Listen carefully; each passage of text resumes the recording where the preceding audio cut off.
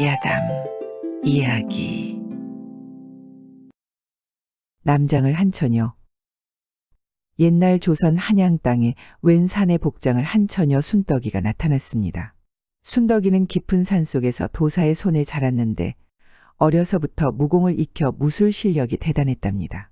순덕이를 데려다 기르고 무술을 가르친 도사가 죽자 순덕이는 산에서 내려오게 된 것이었습니다. 그렇게 한양 땅에 내려와 보니 장터에는 신기한 것들이 무척 많았답니다. 그리하여 순덕이는 장터를 돌며 이것저것 구경을 하고 있었는데 웬 사내들이 다가와 말을 거는 것이었습니다. 이보게, 자네 처음 보는 얼굴인데 어디서 왔는가? 허름한 옷차림에 시골에서 갓 올라온 것처럼 보였는지 사내들이 순덕이를 붙들어 잡은 것이었습니다. 왜 그러시오? 묻는 말에 어서 답이나 하거라. 그리고 이곳은 우리 구역이니 구경하려면 둔양을 내거라. 그러자 세상 물정 모르는 순덕이는 그러느냐 하면서 보찜에서 둔양을 꺼내 주었답니다. 그런데 보찜 속에 있는 게 무엇이냐? 순덕이가 보찜에서 둔양을 꺼낼 때 언뜻 가죽 같은 게 보이자 왈패들은 그게 무엇인지 궁금해서 물어보았답니다. 호랑이 가죽이요? 뭐라? 정말 호랑이 가죽이 있느냐?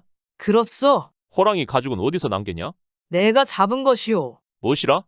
이놈이 어디서 사기치는 것이냐? 도둑질한 것 아니더냐?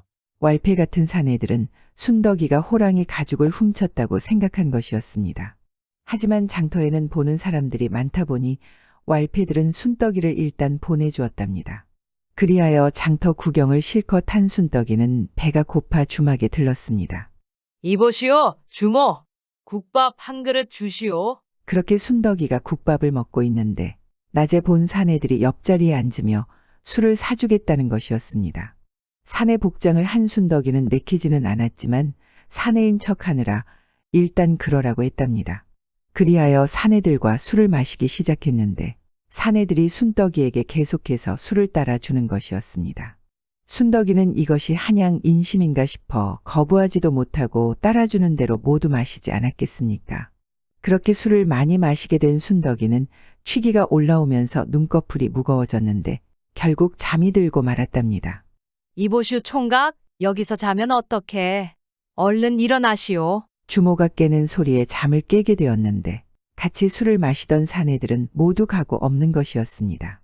그리하여 순덕이는 일어나 가려는데 보찜이 보이질 않는 것이었습니다.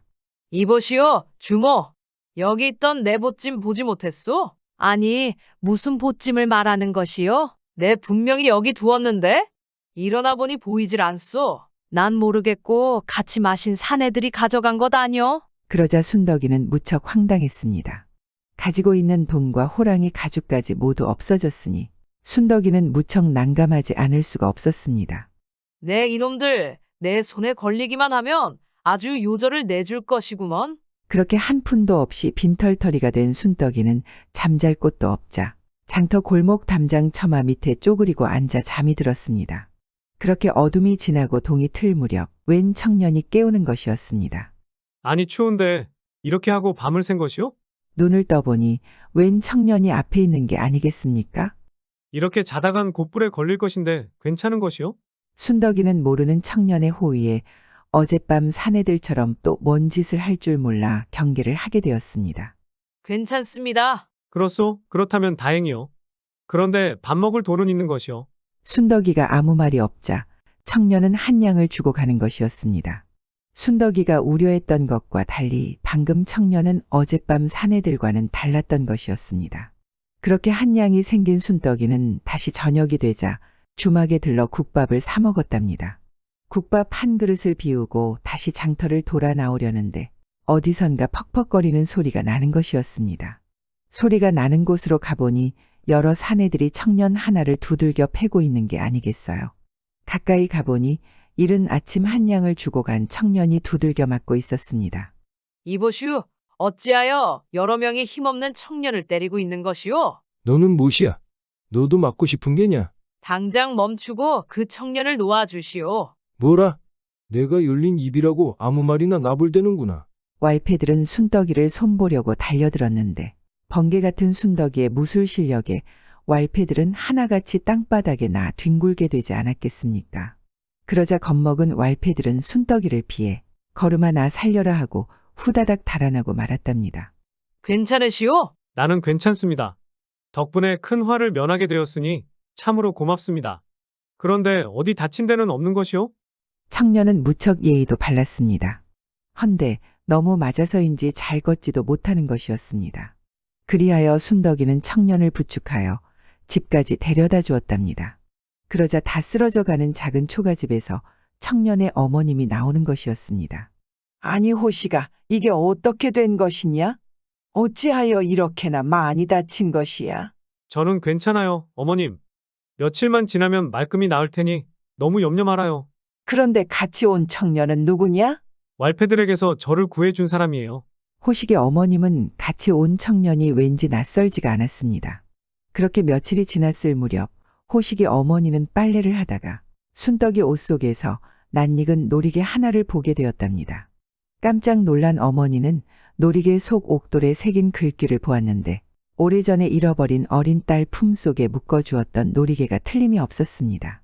호식이가 태어날 때 일란성 쌍둥이였는데 하나는 아들이고 하나는 딸이었습니다. 두 남매가 1살이 되었을 무렵 왈패들에게 집과 재산을 모두 빼앗기고 길거리로 쫓겨나왔다가 어린 딸을 잃어버린 것이었습니다. 사람 많은 장터에서 구걸을 하며 목숨을 부지하고 살았는데 왈패들에게 모든 재산을 빼앗긴 아버지가 큰 충격으로 세상을 떠난 것이었습니다. 그러는 사이 딸을 잃게 되고 어머니는 아픈 꿈을 간직한 채 지금까지 힘겹게 살아온 것이었습니다. 억울한 일을 당하고 세상을 떠난 남편에 대한 슬픔도 컸지만 어리디 어린 딸을 잃은 아픔은 가슴이 미어지고 견딜 수 없을 만큼 상처가 컸었답니다. 그런데 잃어버린 딸의 놀이개를 보게 되었으니 어머니는 심장이 터질 것만 같았습니다. 이복의 청년, 이 놀이개는 어디서 났는가? 놀이개는 사부님이 죽기 전에 제게 준 것입니다. 그럼 사부님은 이 놀이개를 어디서 났다고 하던가? 호식의 어머님의 갑작스러운 질문에 순덕이는 순간 당황했습니다. 놀이개에 대해서 사실을 말하려면 자신이 사내가 아니란 것을 말해야 했으니까요. 하지만 자신에게 먹을 것과 잠자리를 내어주시고 선량해 보이는 어머님에게 거짓말을 할 수는 없었습니다. 사실은 제가 사내가 아니라 여인입니다. 사부님은 죽기 전에 놀이개를 제게 주면서 제가 어렸을 때 간직했던 것이라 했습니다. 그리고 길을 잃고 홀로 있는 저를 데려다 키웠다고 하셨지요. 순덕이의 말이 채 끝나기도 전에 어머니의 두 눈엔 눈물이 하염없이 흐르고 있었습니다. 그리곤 순덕이를 와락 끌어안고 소리내어 울기 시작했답니다. 그도 그럴 것이 갓난아기를 잃고 살았는지 죽었는지도 모르면서 10수년을 살아왔으니 그 세월 동안 어머니의 가슴이 온전했을까요? 그렇게 한참을 부둥켜 안고 울고 난 어머니는 순덕이를 붙들고 어려서 어떻게 떨어지게 되었는지 자초지종을 모두 이야기해 주었답니다. 어머니의 이야기를 모두 들은 순덕이도 두 눈에 눈물이 흐르기 시작했습니다. 가족들 얼굴도 모른 채 험한 산속에서 도인에게 무술을 익히며 힘겹게 살아온 지난 날들이 주마등처럼 눈에 선했기 때문이었습니다. 그리고 그토록 그리웠던 가족을 만나게 되었으니 이 얼마나 기쁜지, 그렇게 오랜 세월을 떨어져 살아왔던 모녀와 남매가 만났으니 그날은 그동안 못다한 많은 이야기를 나누게 되었답니다. 그리고 아버지가 당한 억울함과 그로 인해 세상을 떠나게 된 것을 알게 된 순덕이는 분노가 치밀어 올라왔습니다. 아버님의 병치료 때문에 빌린 30냥으로 수백 냥도 넘는 집과 전답을 모두 빼앗아 갔다는 것은 해도 너무한 것이었습니다. 그리고 그런 악행을 저지르고도 왈패들이 처벌받지 않고 당당하게 살고 있다는 것도 순덕이는 용납할 수가 없었습니다. 그리하여 복수를 다짐하게 된 순덕이는 침착하게 계획을 세우고 하나씩 실행하기 시작했답니다. 그리고 다음 날이 되자 순덕이는 보찜을 훔쳐간 사내들을 찾으러 처음 만났던 곳으로 향했습니다. 도착한 순덕이는 사내들이 나타날 때까지 몸을 숨기고 기다리기 시작했습니다. 그렇게 한참을 기다리자 해질 무렵 사내들이 나타나는 것이었습니다. 이보시오, 내 보따리 내놓으시오. 무엇이야, 내 보따리라니. 내가 훔쳐간 걸 내가 보았느냐? 사내들은 펄쩍 뛰며 보따리를 모른다고 발뺌을 하는 것이었습니다. 말로는 안 되겠다고 생각한 순덕이는 두 사내를 순식간에 때려 눕혔는데 모두 땅바닥에 나뒹구는 것이었습니다. 그러자 겁을 잔뜩 먹은 사내들이 보따리 있는 곳을 순순히 말하지 않았겠습니까? 그곳이 어디냐? 내 보따리가 있는 곳으로 앞장서거라. 그렇게 하여 순덕이는 호랑이 가죽과 남은 돈을 모두 되찾을 수 있었답니다. 그리하여 호랑이 가죽을 판 돈과 가지고 있던 돈을 모두 합해서 30냥을 만들었습니다. 그리고 순덕이는 이제 아버님의 원수를 갚기 위해 본격적으로 왈패들에 대해서 알아보기 시작했습니다. 그런데 이 왈패들은 그냥 왈패가 아니었습니다. 청나라 상단의 물건을 독점하고 있고 조정에까지도 뒷배를 둔 거대한 조직이었습니다. 그리고 조직 내에는 상단을 관리하는 무리와 돈놀이를 하는 무리가 있었는데 무리만 해도 좋기 100여 명은 되어 보였습니다. 쉽게 처리할 수 있는 무리가 아니라는 걸 파악한 순덕이는 침착하게 계획을 세우기 시작했습니다. 그렇게 밤이 되자 순덕이는 얼굴을 가리고 상단의 물건을 보관하는 창고로 가불을 질렀답니다. 그러자 불은 순식간에 번져 상단의 물건을 모두 태우는 것이었습니다. 창고에 불이 크게 나자 왈패들이 수도 없이 몰려 나왔는데 완전 무장을 한 순덕이는 번개처럼 날아다니며 왈패들을 모조리 쓰러뜨렸답니다. 단 한 번의 주먹으로도 팔이 부러지고 다리가 부러지는데 한 번 쓰러지면 다신 일어나지 못했습니다. 그렇게 순식간에 왈패들이 모조리 쓰러지자 순덕이는 유유히 상단을 빠져나왔답니다. 그 일이 있고 왈패들의 상단은 쑥대밭이 되었고 큰 두 조직 중 하나가 완전히 박살이 난 것이었습니다. 그렇게 한쪽을 박살낸 순덕이는 아버지를 죽게 한 원수가 있는 남은 조직을 향해 계획을 실행하기 시작했습니다. 왈패들은 서너 명씩 조를 이뤄 몰려다니는데 그 중에 밤늦게 술을 먹고 귀가하는 무리들을 기다렸다가 순식간에 때려 눕혔답니다. 그렇게 왈패의 무리들을 때려 눕히다 보니 왈패들이 겁을 먹었는지 이제는 10수명씩 몰려다니며 손에는 몽둥이를 들고 다니는 것이었습니다. 그러자 순덕이도 천으로 몸을 칭칭 감아 무장을 하고 10수명이나 있는 왈패들을 향해 몸을 날렸답니다. 그리고는 왈패들이 휘두르는 방망이를 빼앗아 번개처럼 휘두르기 시작하니 왈패들이 하나둘 나가 떨어지기 시작하면서 급기야는 모두 병신이 되고 말았답니다. 그렇게 왈패 조무래기들을 모두 처리한 순덕이는 돈 30냥을 들고 왈패의 두목이 있는 곳을 찾아갔습니다. 내가 이곳에 두목이더냐? 너는 누군데 이렇게 불쑥 찾아오느냐? 옛다 10수년 전 나의 아버지가 빌린 30냥이다. 이 돈을 받고 아버지에게서 빼앗아간 재산을 모두 내놓거라. 이놈이 미친놈일세? 10수년 전 것을 이제 와서 내놓으라니. 여봐라, 이놈을 당장 내쫓거라. 두목의 명령에 남아있던 왈패 조무래기 서너 명이 달려드는데 눈 깜짝할 시간도 안 되는 순식간에 모두 나가 떨어지는 것이었습니다. 그러자 두목이 마루에서 몸을 날려 순덕이에게 달려들었는데 순덕이의 빠른 발에 명치를 맞고 쓰러져 숨을 쉬지 못하는 것이었습니다. 그러자 순덕이는 두목의 등을 두드려 숨통을 열어주었답니다. 그렇게 하여 다시 숨을 쉬게 된 두목은 순덕이 아버님의 재산 문서를 모두 돌려주지 않았겠습니까? 그렇게 재산을 모두 찾고 얼마나 지났을까? 웬 비단 옷을 입은 행수 하나가 순덕이를 찾아오는 것이었습니다. 그대가 순덕이라는 사내요. 그렇소만 어찌 날 찾는 것이오? 나는 한양에서 제일 큰 상단의 행수요. 큰 어르신께서 순덕이 청년을 찾으시니 날 따라 나서시오. 한양에서 제일 큰 상단의 실소유주 참판나리가 경쟁 상대인 왈패의 상단을 완전히 박살낸 순덕이의 이야기를 듣고 순덕이를 찾았던 것이었습니다. 그리하여 순덕이는 행수를 따라 나서니 대궐 같은 커다란 집으로 들어가는 것이었습니다. 자네가 순덕이란 자인가? 그렇습니다. 그런가? 듣기로는 엄청난 괴력을 지녔다고 하던데 보아하니 참으로 곱고 예쁜 사내가 아닌가? 자네를 부른 것은 자네에게 중한 일을 맡겨보려 한다네. 어떤가? 자네가 한양에서 제일 큰 상단을 한번 맡아보면 어떻겠나? 왕족인 대군의 뒷배를 지고 있는 참판의 말에 순덕이는 생각이 많았습니다. 하지만 정직하게 운영만 한다면 피해를 입는 사람들을 만들지 않을 수 있다는 생각에 순덕이는 그리해 보겠다고 하였답니다. 그리하여 한양에서 제일 큰 상단의 대행수가 된 순덕이는 매사를 옳고 그름을 따져 항상 정직하게 처신을 하였습니다. 그리고 청나라와 조선에서 산적들과 도적대들에게 상단의 물건을 수 없이 강탈당해 왔었는데 순덕이는 이를 모두 물리치고 한 번도 물건을 빼앗기지 않았답니다. 그러자 상단의 실제 주인인 대군과 참판은 순덕이에 대한 신망이 갈수록 두터워졌습니다. 상단의 운송길에 순덕이만 있어도 모든 산적과 도적대들은 아예 엄두도 내지 못하고 주랭랑을 치기 일쑤였답니다. 그렇게 남장을 한 여인이 한양에서 제일 큰 상단을 이끌게 되었는데 조선 최초로 여인이 대행수가 된 것이었습니다. 그렇게 한양 땅에서 명성을 날리고 부와 명예를 갖게 된 순덕이는 어머님을 모시고 호식이와 함께 행복하게 살았답니다. 비록 여자로 태어나 깊은 산속에서 문명과 떨어져 힘겹게 살게 되었지만 무공과 글 공부를 열심히 하게 된 순덕이는 세상에 나와 가족을 찾고 큰 성공을 거둘 수 있었답니다. 남정네의 그것을 본 마님은 탐스럽구나.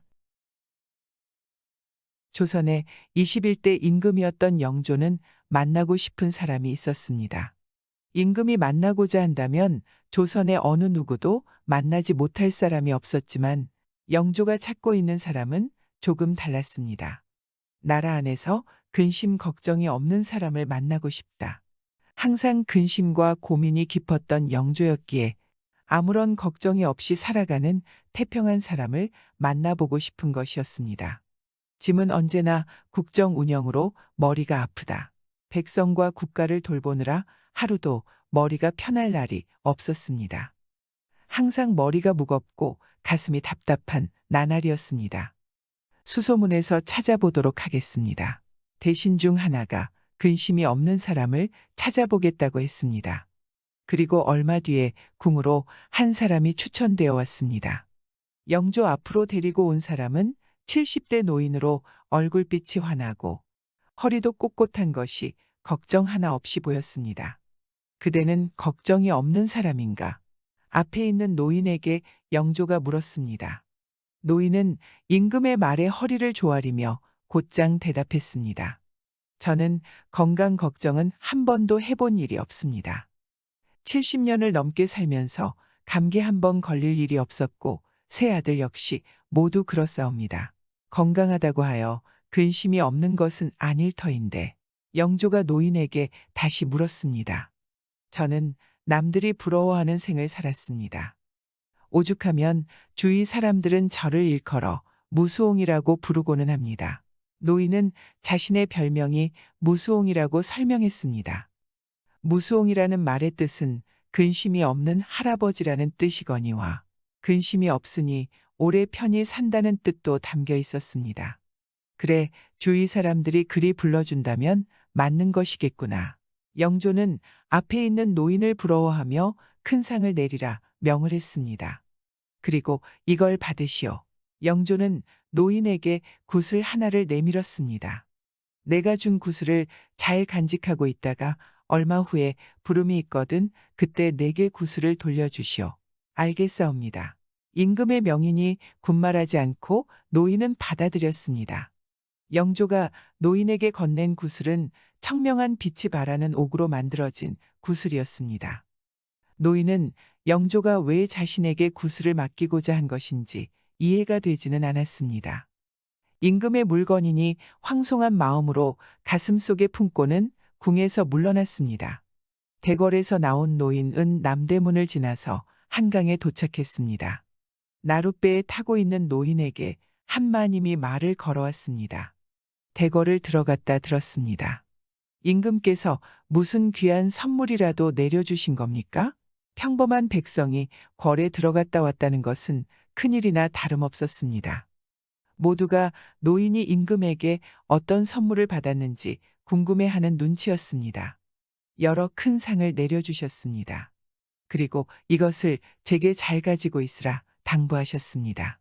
노인은 자랑하고 싶은 마음에 가슴에서 구슬을 꺼내어 보여주었습니다. 제가 한번 만져봐도 되겠습니까? 그러시지요. 무수옹은 앞에 있는 마님에게 흔쾌히 구슬을 내밀었습니다.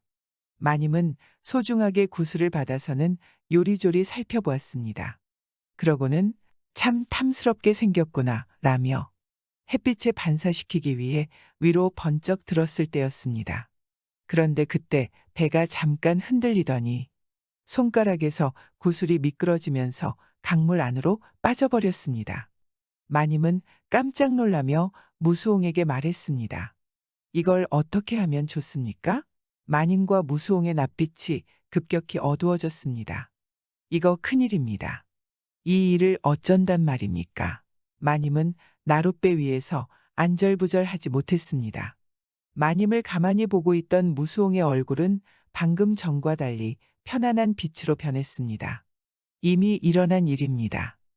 근심을 하면 무엇을 하겠어? 무수홍의 태연한 태도와 달리 선비의 얼굴빛은 쉬이 변하지 않았습니다.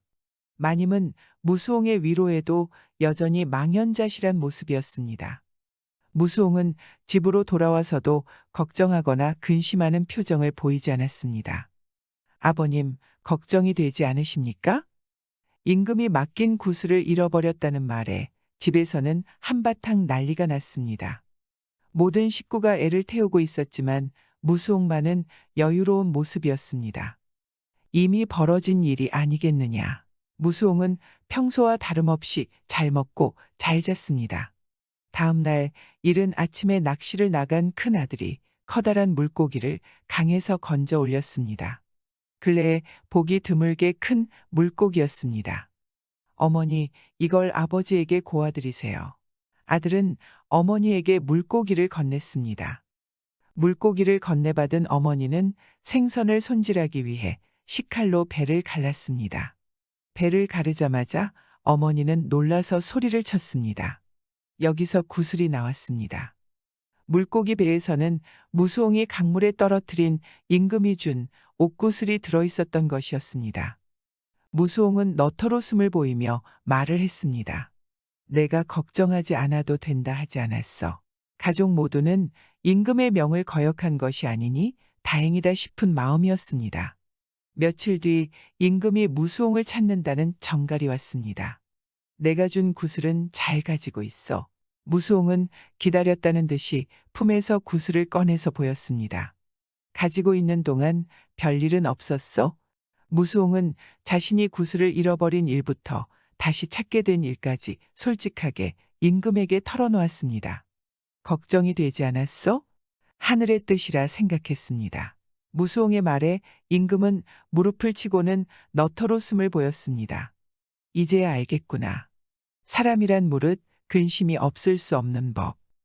허나 근심을 일삼지 않는 것이 다를 뿐이구나. 영조는 무수홍에게 큰 상을 내려서 집으로 돌려보내 주었습니다. 사실 영조는 무수홍이 집으로 돌아가는 길에 대신에게 일러 일부러 계략을 세웠습니다. 아녀자 하나를 시켜 구슬을 강물에 떨어뜨리게 하거라. 영조는 위급한 상황에서도 근심을 갖지 않을 수 있는지 실험하고 싶었던 것이었습니다. 태어난 무수홍의 태도는 영조에게 깊은 감명을 주었고 영조 스스로도 근심을 일삼지 않으리라 다짐하게 되는 계기가 되어 주었습니다. 과연 사람들은 이 노인처럼 걱정 없이 살 수 있을까요? 걱정 없이 사는 것도 태어날 때부터 타고난 것 같습니다.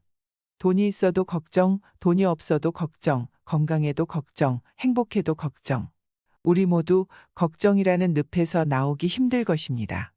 그래서 어떻게 보면 노인처럼 걱정을 포기하고 사는 게 맞는 것 같습니다. 여러분도 힘들겠지만 일어나지 않은 일이나 이미 일어났지만 해결할 수 없는 것을 걱정하지 않고 살 수 있도록 노력을 해야 할 것 같습니다. 그럼 다들 행복하세요. 처녀를 농락하려다. 머슴에게 버려진 선비. 한 시골에 미색이 뛰어난 여인이 살고 있었습니다. 그녀의 얼굴을 한번 마주하면 눈을 뗄 수 없을 정도로 아름다운 미모를 지니고 있었습니다. 집에서 항상 예쁨을 받던 외동딸이었던 그녀의 부모는 배를 타고 강을 건너다가 암초에 걸려 배가 뒤집히는 바람에 한날 한시 어머니와 아버지를 모두 잃게 되었습니다. 처녀를 딱히 여긴 남성들은 서로 앞다투어 그녀에게 구혼을 했습니다. 하지만 처녀는 부모님의 3년상이 끝날 때까지 혼례를 올리지 않을 것이라며 사내들의 청혼을 거절하고 나섰습니다. 처녀가 계속해서 사내들을 거부하고 나서자 경쟁적으로 그녀를 차지하겠다고 나타나는 남자들이 점차 늘어났습니다. 싫다고 뿌리칠수록 사내들은 그녀에게 더욱더 적극적으로 다가섰습니다. 처녀는 소리쳤습니다. 제발 저를 내버려 두세요. 요지부동 전혀 마음을 열지 않으려는 그녀의 단호한 태도에도 날마다 처녀를 찾아오는 남자들로 대문은 북새통을 이루고 있었습니다. 이웃 마을에까지 처녀에 대한 소문은 퍼지게 되었고 평소 여인에게 호기심이 많던 사내 하나가 처녀를 찾아왔습니다. 나와 결혼을 하면 이 집보다 2배, 아니 3배는 더 큰 집에서 호의호식하며 지낼 수 있게 해주겠어. 이웃 마을의 사내는 당당하게 말을 했습니다. 됐습니다. 라고 처녀가 말하니 사내는 비웃듯이 말했습니다. 누가 이기나 한번 해봅시다. 사내는 처녀 집 앞에 여관을 잡아서는 매일같이 그녀를 찾아갔습니다.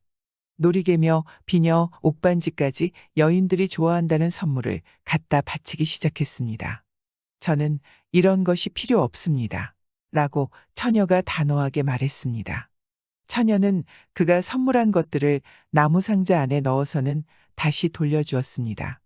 자신의 성의를 무시했다고 생각이 들자 사내는 머리끝까지 화가 치밀었습니다. 지금 나를 농락하는 것이요? 사내는 눈을 부릅뜨며 그녀를 위협했습니다. 나와 혼인을 올리지 않으면 내가 가만히 놔두지 않겠어. 손목을 잡고는 놓아줄 생각을 하지 않았습니다. 그러자 처녀는 저를 죽이셔도 제 마음은 변하지 않을 것입니다. 처녀의 단호한 태도에 사내도 더는 어쩔 도리가 없었습니다. 그렇다고 해서 물러설 사내가 아니었습니다. 최후의 방법을 써야겠다. 사내는 강제로라도 그녀를 부인으로 맞이해야겠다 결심을 했습니다. 눈치 빠른 처녀는 사내가 쉬이 물러서지 않을 것을 알고 있었습니다. 처녀는 국리 끝에 살아있는 싱싱한 큰 개 여러 마리를 물동이에 넣고 부엌의 아궁이에는 밤을 놔두었습니다. 앞들에는 개똥을 잔뜩 주워다 놓고 대들보에는 절구통을 달아두었습니다. 대문 뒤에는 멍석을 펴두고 그 옆에는 지게를 세워두었습니다. 처녀는 만반의 준비를 하고 사내가 오기를 기다렸습니다. 해가 뉘엿뉘엿 지기 시작하더니 금세 밤이 찾아왔습니다. 사내는 달이 뜨자 기다렸다는 듯이 처녀의 집으로 갔습니다. 달빛이 구름에 가려져 있어 그림자도 만들어지지 않는 몹시도 어두운 밤이었습니다. 날이 나를 돕는구나. 어두운 밤하늘을 보며 사내는 만족한 웃음을 흘렸습니다. 사내는 살인문을 열고 천천히 처녀의 집 마당으로 들어갔습니다. 그리고 처녀가 기거하고 있는 안채의 장지문을 열었습니다. 잠겨 있을 줄 알았던 문에는 고리가 잠겨 있지 않았습니다. 사내는 모든 일이 쉽게 풀리는 것 같아 내심 기분이 좋았습니다. 처녀는 사내가 방으로 들어오는 기척을 눈치챘지만 잠을 자는 척 눈을 감고 가만히 있었습니다. 사내는 이불을 걷어내고는 처녀를 덮치려 했습니다. 누구십니까?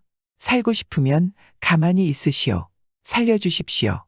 돈이 필요하다면 얼마든지 가져가십시오. 내가 돈이 필요한 것 같소.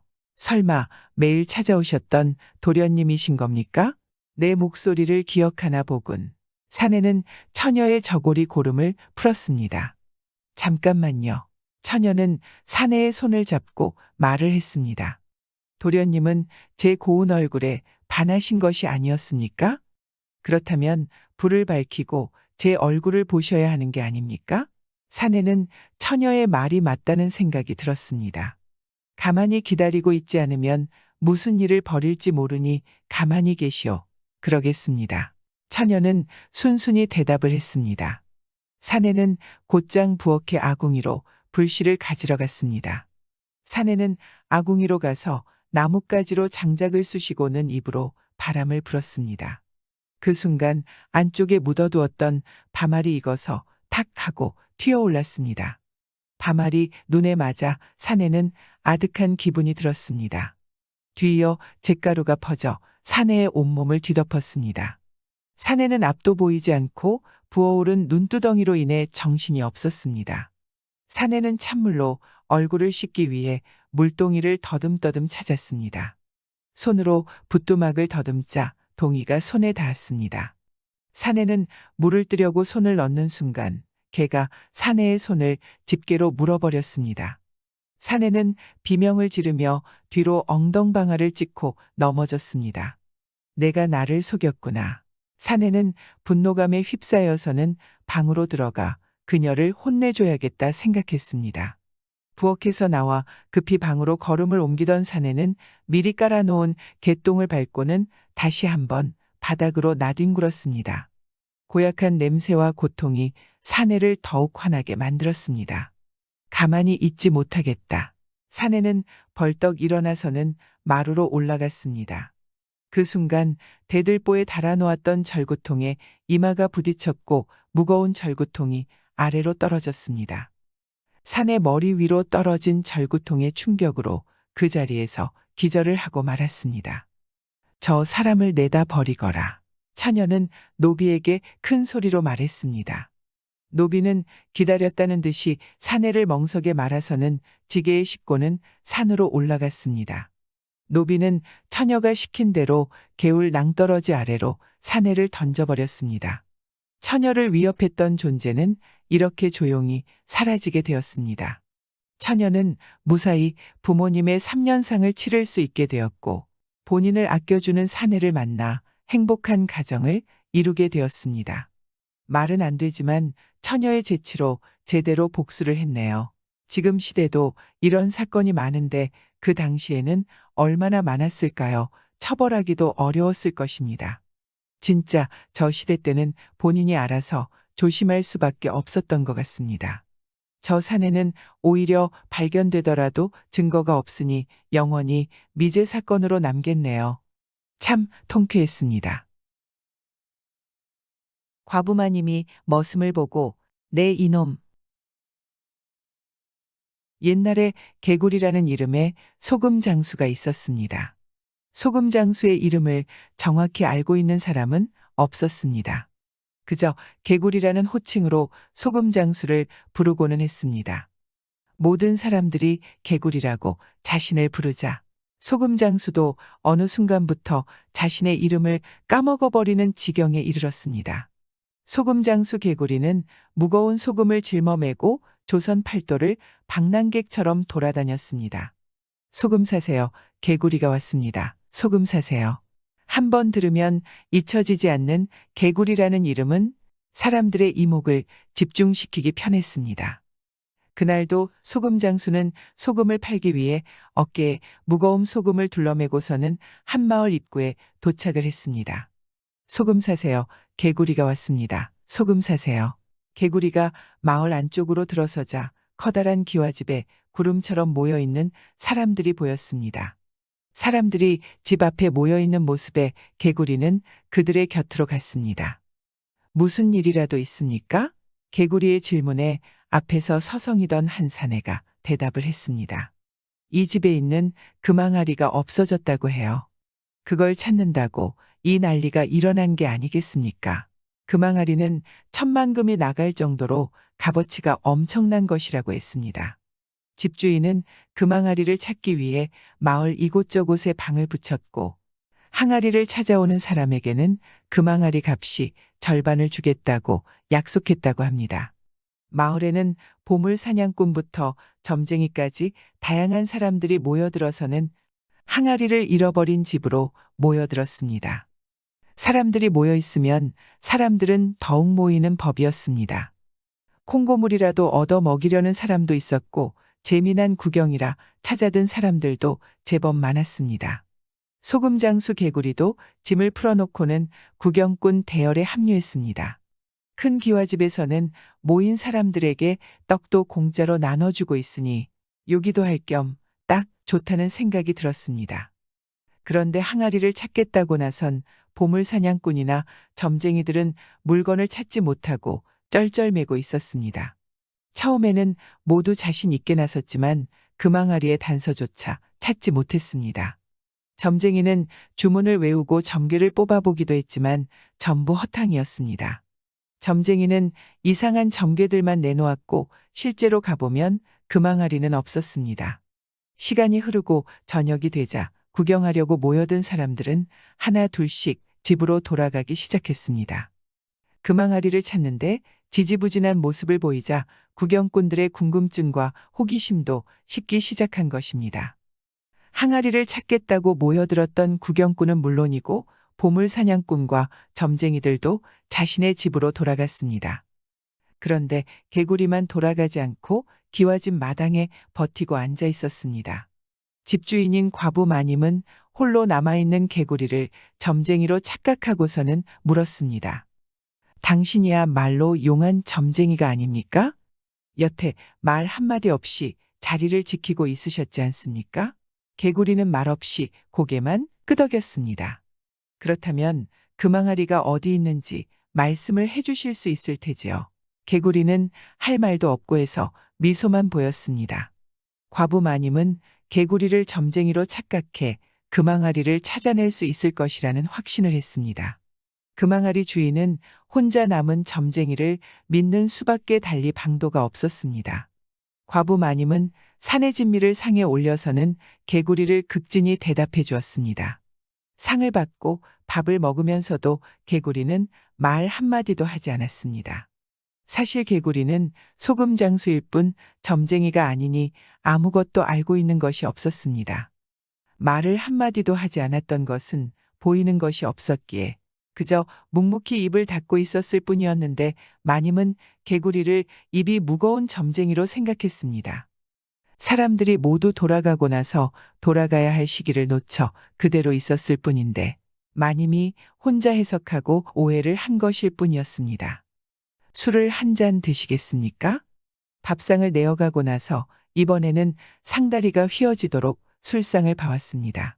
개구리는 이제 와서 진실을 말하는 것이 두려웠습니다. 우선 이렇게 된 바에는 배라도 채워보자는 심산이었습니다. 개구리는 술상까지 깨끗이 비워내고는 얌전히 자리를 지키고 있었습니다. 술상을 치우고는 답답한 마님이 물었습니다. 이제 말을 해보시지요. 금항아리는 어디 있습니까? 누가 가져간 것인지 말씀을 해주십시오. 마님의 간절한 표정을 보고 있자니 개구리는 뭐라도 말을 해야겠다 싶은 심정이 들었습니다. 개구리는 혼자 중얼거리듯이 말을 했습니다. 그거야 본이가 가져갔겠죠. 항아리를 본 사람이 가져갔을 것이라는 당연한 말을 마님에게 해준 것입니다. 이치적으로는 이보다 정확한 말이 없었습니다. 금항아리를 받기에 가져갈 수 있었던 것은 어찌 보면 당연한 이치이기도 했습니다. 황당한 대답이었지만 마님의 얼굴빛이 환하게 바뀌었습니다. 그럼 그렇지, 내가 그럴 줄 알았어. 마님은 뭔가 짐작이 가는 곳이 있는 눈치였습니다.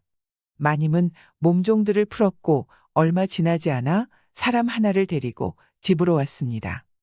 몸종들이 잡아온 사람은 본이라는 이름을 가진 사람이었습니다. 동네 사람들 가운데 본이라는 이름을 가진 사람을 몸종들이 잡아온 것입니다. 본 사람이 가져갔다는 뜻으로 본이가 가져갔다고 말을 했는데 진짜로 본이라는 이름의 사람이 돈 많은 대감집 머슴으로 마을에 살고 있었습니다. 마님은 몸종이 데리고 온 머슴 본이를 신문하기 시작했습니다. 멍석마리를 하고 흠씬 두들겨 패기 시작하니 머슴 본이는 금항아리를 자신이 가져갔다고 실토를 했습니다. 개구리는 아무 생각 없이 말을 했는데 정말로 본이가 훔쳐간 것이 맞았습니다. 본이가 말한 곳을 찾아가니 그곳에 숨겨놓는 금항아리가 있었습니다. 개구리는 너무도 운이 좋게 금항아리를 훔쳐간 범인을 찾게 되었고 돈까지 많이 챙겨서 떠날 수 있었습니다. 이후 개구리는 유명한 점쟁이로 용하다는 소문이 동네방네 파다하게 퍼졌습니다. 하지만 소금장수는 본래 직업인 소금장수 일을 하기 위해 소금을 짊어매고 길을 나섰습니다. 해질녘 한 고개를 넘을 때였습니다. 시커먼 그림자가 앞으로 튀어나와서는 개구리를 막아섰습니다. 내가 네 놈 때문에 죽다가 살아났다. 너도 한번 혼나봐라. 금항아리를 훔쳐간 머슴 본이었습니다. 본인은 개구리 때문에 매도 맞고 금항아리도 빼앗긴 것이 억울해 복수를 하기 위해 그를 기다리고 있었습니다. 저는 그저 집주인이 원하기에 별 생각 없이 말을 한 것입니다. 제발 살려주십시오. 그래. 그럼 내가 너한테 기회를 한번 주마. 본인은 주먹을 앞으로 내밀며 말을 했습니다. 내가 용한 점쟁이라면 손에 든 것이 뭔지 맞춰봐라. 알아맞히면 살려주고 못 알아맞히면 혼줄이 크게 날 것이다. 진짜 점쟁이도 아닌 개구리는 난감하기 짝이 없었습니다. 개구리는 이제 영락없이 혼이 나겠구나 싶었습니다. 개구리는 무서운 나머지 혼잣말을 했습니다. 휴, 개구리는 본이란 놈 손에 죽는구나. 앞에서 험악한 표정을 짓고 있던 본이의 표정은 갑자기 굳어져 버렸습니다. 기세등등하던 본이란 놈이 그만 풀이 푹 죽어서는 손을 앞으로 펴보였습니다. 그런데 손 안에는 진짜 개구리가 들어있던 것이었습니다. 개구리는 본이 손에 죽는다는 말이 딱 맞아 떨어진 것이었습니다. 본이란 놈은 개구리의 용한 능력에 탐복을 하며 말을 했습니다. 당신같이 용한 점쟁이는 세상 어디에도 없을 것입니다. 본인은 인사를 꾸벅하고는 언덕 아래로 내려갔습니다. 팔도를 돌아다니는 개구리에게 점을 보겠다며 사람들이 찾아 나섰지만 개구리는 사람들을 피해 여전히 이곳저곳을 돌아다니며 소금을 팔고 있습니다. 정말 운이 좋다라는 말은 이 소금 장수에게 쓰면 딱 맞는 말 같습니다. 한 번도 아닌 두 번이나 그것도 돈까지 많이 벌었으니 속된 말로 대박인 것이죠. 근데 본디 운이란 사람마다 어느 정도 있다고 하는데 오히려 소금 장수는 운을 벌써 다 쓴 건 아닌지 걱정이네요. 여러분들도 운수대통하세요. 과부 만인과의 하룻밤 때문에 부자가 된 머슴. 그리 오래지 않은 옛날 이야기입니다. 저 충청도 어느 곳에 부잣집 종으로 사는 사람이 있었습니다. 주인 집으로 말할 것 같으면 권세 있는 양반인데다가 농사도 한 1000석이나 했던 모양이었습니다. 그런 집에서 종노릇하면서 살았는데 한 번은 주인 심부름으로 서울에 가게 됐습니다. 서울에 주인 양반의 친척되는 이가 사는데 벼슬이 참판이나 돼서 아주 떵떵거리고 살았습니다. 그 집에 쌀을 두어 감아 져다 주는 심부름을 하게 됐던 것입니다. 그래서 이 머슴이 쌀을 두어 감아 짊어지고 서울에 가서 참판댁에 갖다 주니까 그 집에서 내려갈 때 노자나 하라고 돈 성냥을 주었습니다. 이 사람이 돈 성냥을 받고 보니 집에 있는 아내와 자식 생각이 났던 것입니다. 때는 엄동설한인데 옷이라고 호옷을 걸치고 벌벌 떨고 있을 식구들 생각하니 그 성냥을 그냥 가지고 갈 수가 있나. 저작거리에 가서 식구들 옷을 샀습니다. 옷을 사고 나니 돈이 한 푼도 없어서 빈손으로 내려왔습니다. 집에까지 가자면 한 며칠은 걸리는데 수중에 돈이 한 푼도 없으니 딱하게 됐던 것입니다. 어느 집에고 가서 염치불구하고 하룻밤 쉬어가자고 해도 어디 한 군데 받아주는 데가 없었습니다. 옛날에는 황혼의 과객을 내쫓는 법이 없었다지만 그것도 글깨나 읽는 선비들 말이지. 남의 집 종살이하는 사람은 어디 가나 괄시밖에 마련이었던 것입니다. 날은 저물고 갈 곳은 없고 해서 여기저기 헤매다가 어느 곳에 가니까 번듯한 집이 있었습니다. 쫓겨날 때 쫓겨나더라도 사정해보는 수밖에 없다 하고 문 밖에서 지나가는 사람인데 헛간이라도 좋으니 하룻밤 쉬어갑시다. 라고 소리치니 천만 뜻밖에도 아주 반가워하면서 들어오라고 그러더는 거였습니다. 다른 식구는 없고 나이 지긋한 안악이 혼자 있는데 들어보니까 일찍이 남편을 먼저 보낸 수절과부였습니다. 들어가니까 더운 밥 짓고 술도 한 잔 곁들여서 아주 대접을 잘해주는 거였습니다. 그러고 나서 이 늙은 과부가 손님께 한 가지 청이 있는데 들어주시겠습니까? 이러는 거였습니다. 무슨 청인지는 모르지만 거절을 할 수가 있나. 이렇게나 신세를 지고서 무슨 일인들 못하겠습니까? 말씀만 하십시오. 라고 했더니 건넌방으로 데려가서 윗목에 덮어놓은 거적을 탁 들추는데 거기에 송장이 하나 있는 거였습니다. 웬 선비가 죽어서 거적을 덮어놓았더란 말입니다. 그저께 저녁에 지나가던 선비가 우리 집에 와서 잤는데 자다 말고 갑작스럽게 죽었습니다. 아무래도 연병에 걸려 죽은 듯하여 아들내외와 손주가 몸을 피하고 저 혼자 이 넓은 집을 비울 수 없어 지키고 있었습니다. 청이라는 건 다른 게 아니고 이 송장을 좀 치워주십시오. 라고 하는데 듣고 보니 참 딱했습니다. 연병이라고 하면 돌림병이니 잘못 건드렸다가는 다 죽는 것인데 그게 무서워서 이 집 식구들도 다 몸을 피했단 말입니다. 이 사람이 가만히 생각해 보니 좀 무섭기는 하지만 신세를 지고서 나 몰라라 할 수는 없어서 까짓것 사람 목숨이야 하늘에 달린 건데 어쩌랴 하고 기꺼이 송장 치는 일을 맡았습니다. 쑥을 태워 연기를 피워놓고 염을 해서 송장을 깨끗하게 닦고 거적에 둘둘 말았습니다. 그걸 지게에 짊어지고 횃불을 피워들고 먼 산에 올라가 구덩이를 파고 잘 묻어줬습니다. 그렇게 밤새 장사를 치르고 나니까 날이 환하게 샜습니다. 주인 안하기 고맙다고 아침을 잘 차려주는 걸 먹고 나니 과부마님은 머슴에게 고맙다며 노자까지 듬뿍 주었습니다. 노자를 받아 들고 지게를 지고 막 나서려는데 주인이 따라 나와 보자기에 쌓인 길쭉한 통을 하나 주면서 이것은 죽은 선비가 지니고 있던 것인데 아무래도 송장 친 사람이 가지는 게 옳겠습니다. 라고 하는데 가만히 보니 비단 보자기로 둘둘 말아 싼 것이 예사 물건은 아닌 것 같았습니다.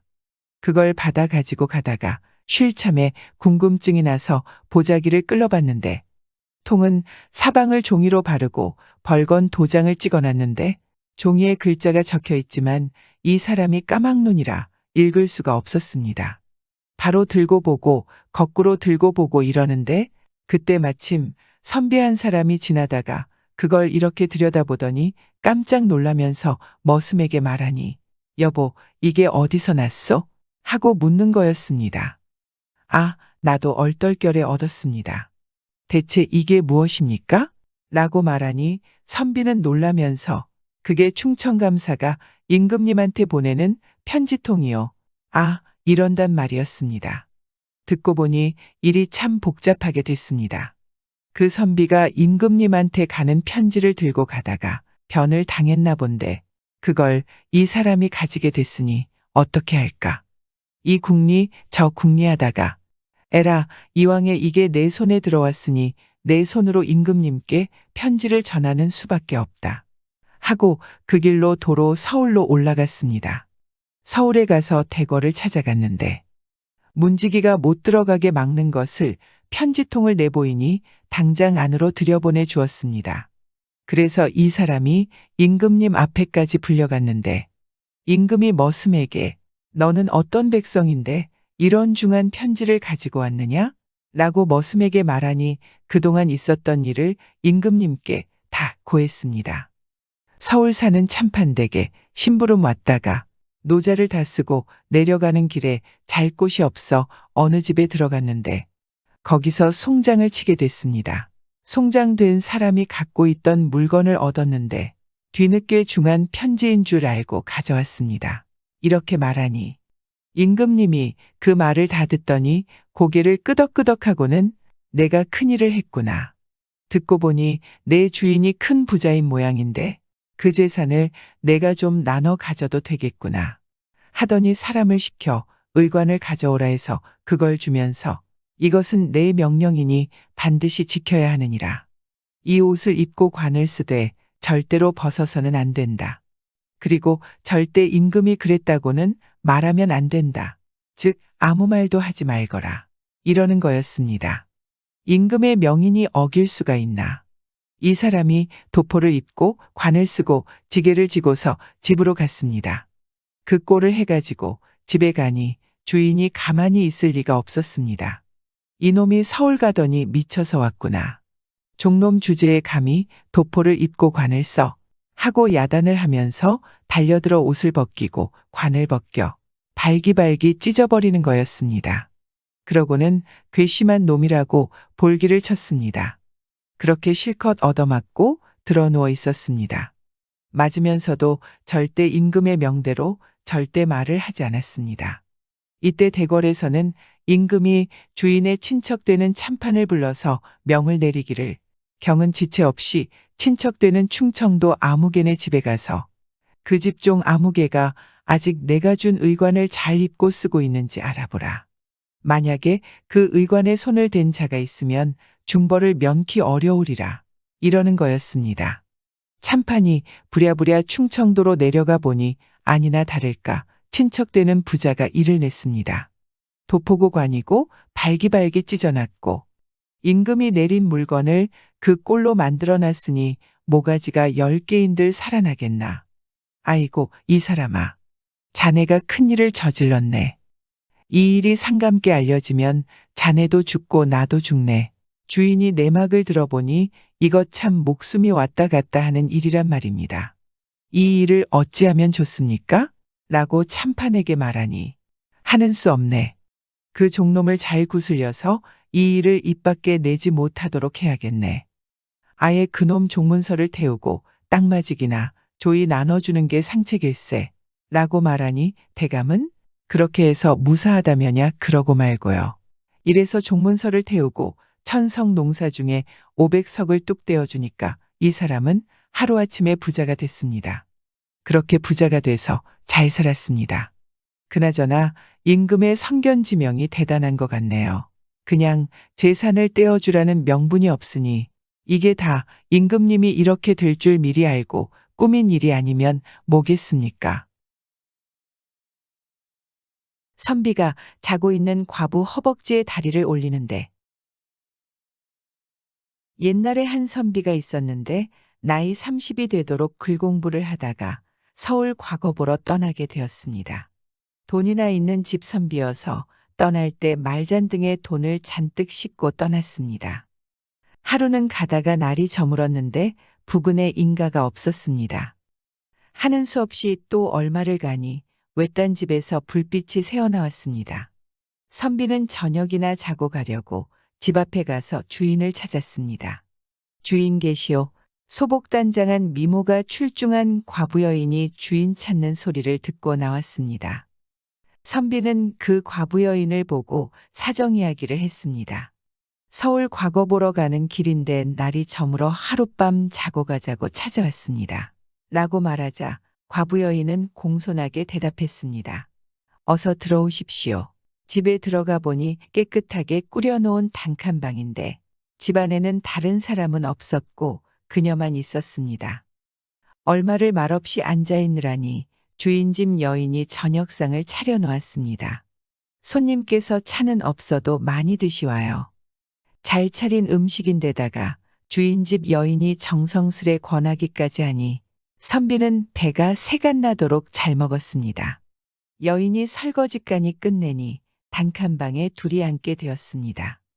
선비는 여인을 보고 물었습니다. 집의 주인은 어디 가셨습니까? 네, 우리 집 주인은 석 달 전에 세상 뜨시고 저 홀몸으로 지내옵니다. 남녀가 유별한 때라 남의 여자와 마주 앉아 말하기도 한데요. 말없이 앉아만 있자니 답답하기도 한데 그렇다고 단칸방에서 같이 누워 잘 수도 없었습니다. 그럭저럭 앉아있느라니 밤이 깊었습니다. 이때 주인집 여인은 일어서더니 사발에 물 한 그릇을 떠다 놓았습니다. 그리고 선비에게 말했습니다. 이 물을 한강으로 삼고 손님은 운목에서 주무시고 저는 아래목에서 잡시다. 단칸방이니 이러는 수밖에 없어요. 그러자 선비도 웃으며 말했습니다. 참 좋은 생각을 했습니다. 그렇게 합시다. 선비의 말이 끝나자 여인은 운목에 선비의 자리를 펴주고 자기는 자리를 펴고 아리목에 누웠습니다.